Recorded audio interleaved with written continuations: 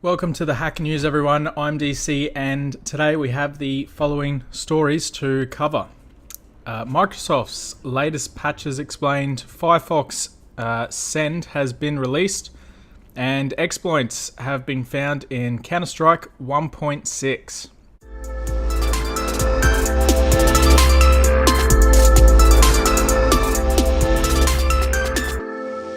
Microsoft today released its March 2019 software updates to address a total of 64 CVEs in its Windows operating system and other products, 17 of which are rated critical, 45 important, and 1 moderate.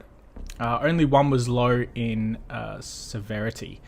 The update addresses flaws in Windows, Internet Explorer, Edge, of course, MS Office, SharePoint, Chakra Core, Skype for Business, and Visual Studio NuGet. So pretty much everything that Microsoft owns, apart from LinkedIn.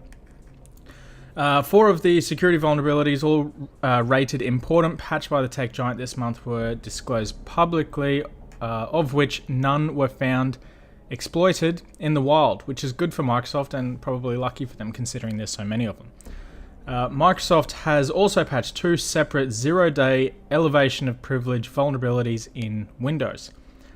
Both flaws, as rated as important, reside in Win32k component that hackers are actively exploiting in the wild every single day, including the one that Google warned of in one of my previous videos. Successful exploitation of both flaws together allowed remote attackers to execute arbitrary code and targeted computers running Windows 7 or Server 2018 and take full control of them. Terrifying. The second zero-day elevation of privilege vulnerability in Windows was CVE 2019-0797. That's also been exploited in the wild. Is similar to the first one, but affects Windows 10 8.1. Does anyone use 8.1 anymore? I hope not. Server 2012, 2016, and Server 2019. This flaw was detected and reported to Microsoft by security researchers Vasily Berdinikov, I'm going to butcher these names as per usual, and Boris Larin, maybe, of Kaspersky Labs, who in a blog post today revealed that the flaw has actively been exploited in targeted attacks by several threat actors, including Fruitiyama and Sandcat. As expected, almost all the listed critical rated vulnerabilities lead to remote code execution attacks and primarily impact various versions of Windows 10 and server editions. Most of these flaws reside in Chakra scripting engine, VB script engine, DHCP client, and Internet Explorer. Next story. Mozilla has made it easy for you to share large files securely and privately whenever you want, eliminating the need to depend on less secure free third-party services or file upload tools that burn a hole in your pocket financially. Mozilla has finally launched its free end-to-end encrypted file transfer service called Firefox Send. And it's been released to the public, allowing users to securely share large files like video, audio, photos, etc.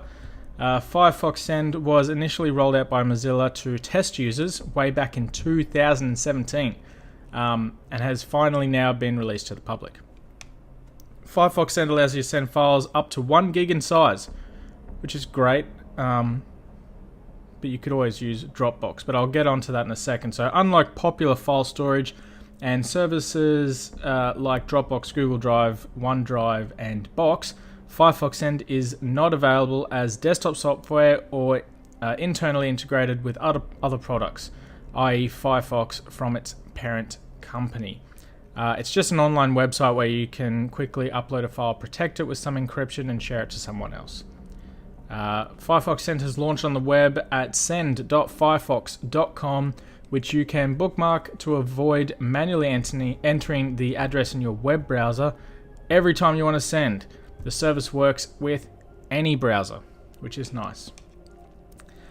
Lastly, if you are a Counter-Strike gamer, then be aware, because apparently 39% of all existing CS 1.6 game servers available online are malicious that have been set up to remotely hack gamers.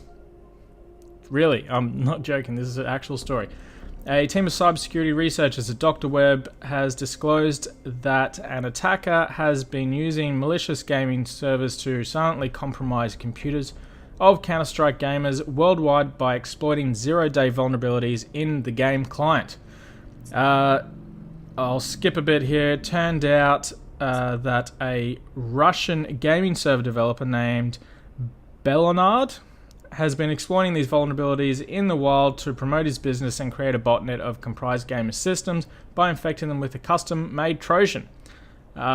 Business genius maybe, or just crazy hacker dude, who knows. Dubbed Belonard, the Trojan named after the developer has been designed to gain persistence, replace the list of available game servers in the vulnerable game client installed on the infected systems, and create proxies to further spread the Trojan. One of the 11 components of the Trojan acts as a protector of the malicious client that filters requests, files, and commands received from other game servers and transfers data about attempted changes to the client to the Trojan developer server. So it's pretty smart, I guess. Researchers have already reported the vulnerabilities to Valve, who develops Counter-Strike 1.6, but they are still out there. So that is the end of this episode of the Hacker News. If you liked it, give me a thumbs up. If you didn't, just leave me alone, please. And yeah, I'll see you on the next one. Don't forget to comment and subscribe. Thanks.